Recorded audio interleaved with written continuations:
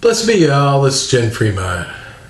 I am going to talk about another author today that I got into over the last couple of years or so.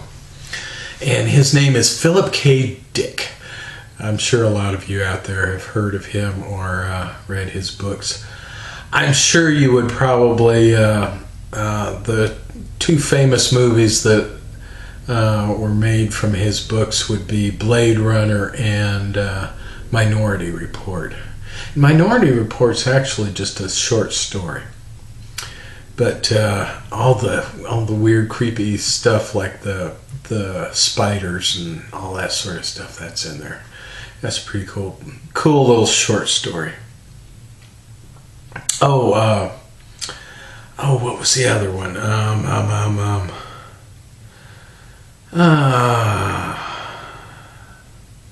I can't think of it right now. It was the one with Arnold Schwarzenegger on the moon. Or not on the moon, on Mars. Can't think of it now. And I don't think this has the same title on here. It'll come to me. Probably after I shut the camera off. But anyway. I was just totaling up how many of these I've actually done, and it's about 40. If you consider, there's a couple of these are all audios. What I'm looking at on my Kindle here is all the audio stuff that I've done, and that's 38. But there's a couple of them that I could not get in audio form, so I actually read the Kindle book because I was ravenous about trying to do everything Phillip K. Dick for a little while there, and it kind of warps your mind.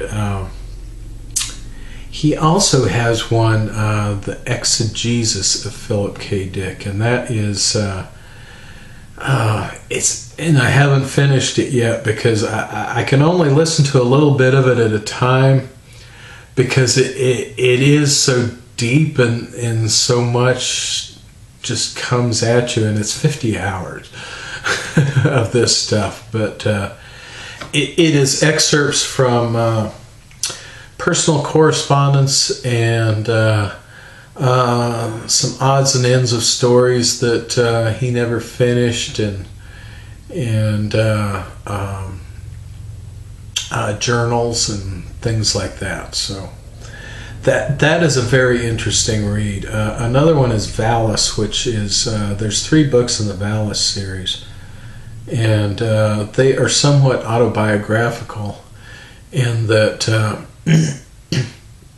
he tells about his awakening to a larger consciousness, which he saw as a machine intelligence that was I don't know if you'd say it was running everything, but it was certainly running a lot of stuff. Let's just say that.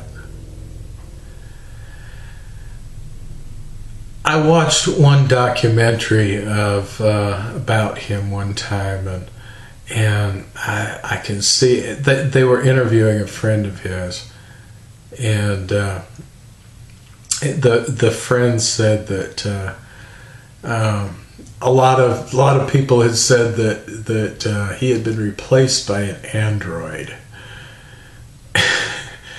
and the guy said, well, I wouldn't have really thought that much of it except being friends with Phillip K. Dick, because if I was an android, would I even know that I was an android? And he talks about how that really messed with his head. And I can't say that I haven't thought about that too, Have I been replaced by an android? Am I really an android? A very, very interesting android. And I don't even know it. Because, if they yank somebody out of their life and take that, all the memories and the consciousness, and download it into some sort of artificial intelligence. If it was in a like a clone body or something like that,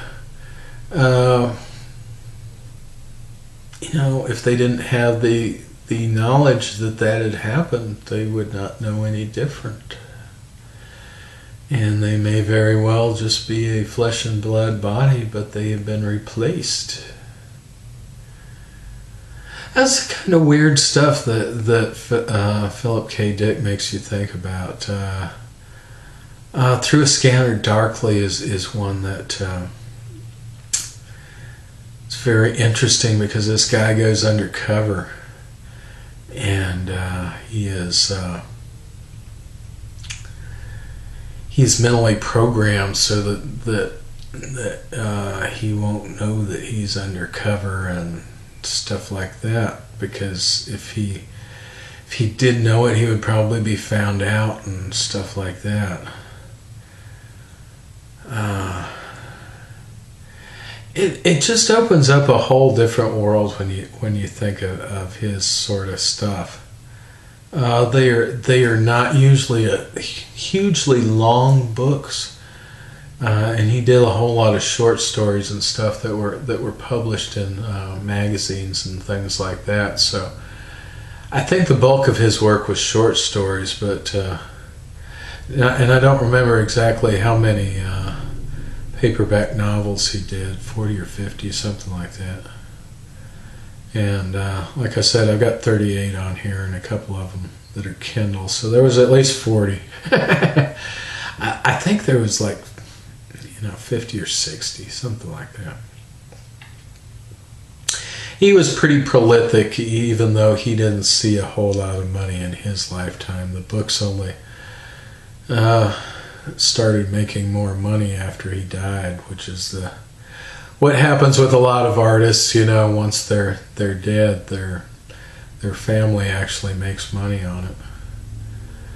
But Philip K. Dick, check him out, because he changes the way you think.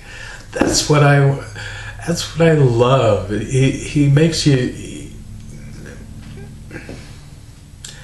A lot of his stuff is dated, because he didn't really have the frame of reference. Like there's no real cell phones and stuff like that, because he didn't really foresee that. But like video phones, things like that. But he's still kind of stuck in the old thing of you have to find a payphone to make a call and stuff like that. He'd be tripping on the new stuff, where you can have a video call on your cell phone.